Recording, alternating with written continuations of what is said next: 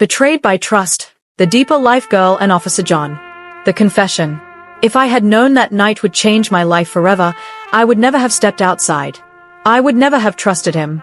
I would never have believed that monsters could wear uniforms. Tears streamed down Amara's face as she sat in the dimly lit room, her hands trembling. The sound of rain tapping against the window felt like a cruel reminder of that fateful night. She had been a good girl, raised in the strict ways of Deeper Life Church, taught to stay pure, to avoid sin, to trust in God. But none of that had saved her. This is her story. The innocence of Amara. Amara had lived a sheltered life. Her parents were devoted members of Deeper Life Church, and she had been raised with the belief that purity was her greatest treasure. Your virginity is a gift, Amara, her mother would always say. It is meant for your husband alone. She believed it. She clung to it like a badge of honor. At 19 years old, she had never been kissed, never held a boy's hand. She avoided secular music, never attended parties, and spent her days between church and school. Then came Officer John, the man in uniform. He was everything her parents warned her about. Older, charming, worldly. A police officer stationed at the checkpoint near her street. At first, she had barely noticed him.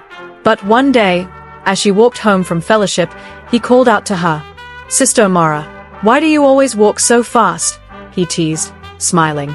She hesitated, but his uniform made him feel safe. "I don't like staying outside late, sir," she replied politely. He chuckled.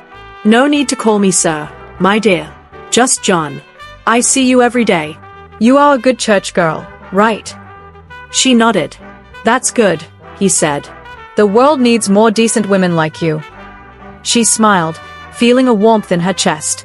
He respected her faith. He understood. Over the weeks, their conversations became frequent.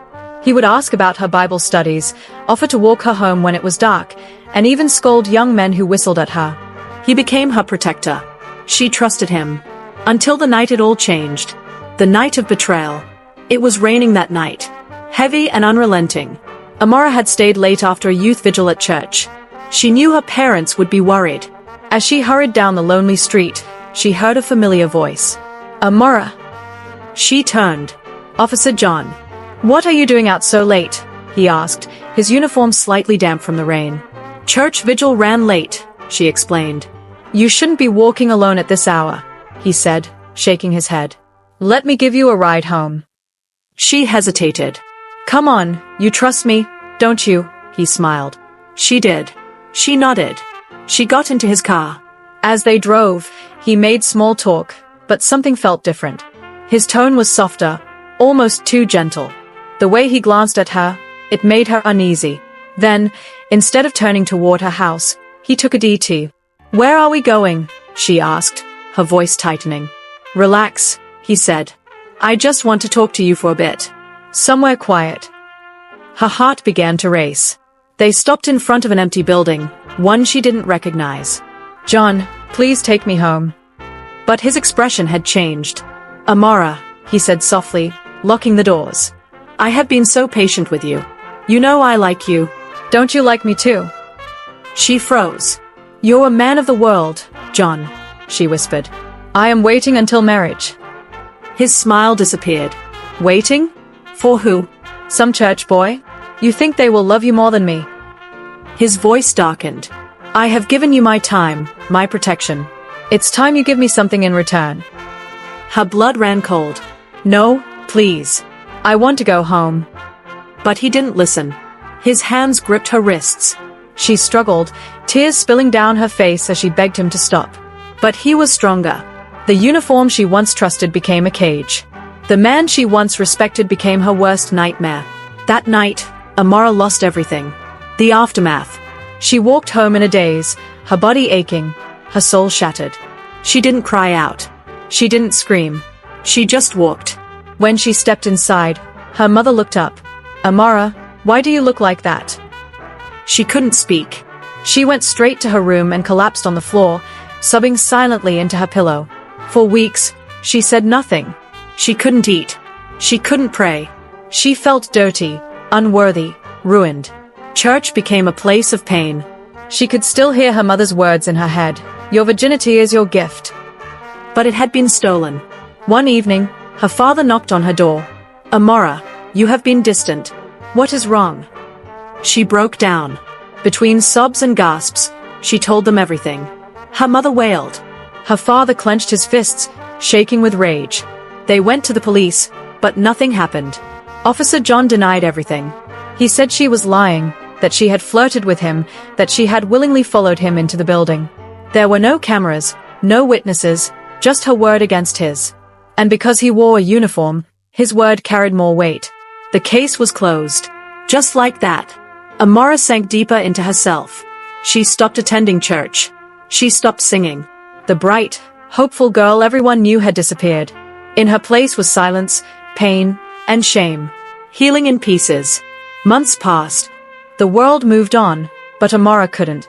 Every time she saw a police uniform, her chest tightened. Every time someone said, "You're such a good church girl," she wanted to scream. She doubted God.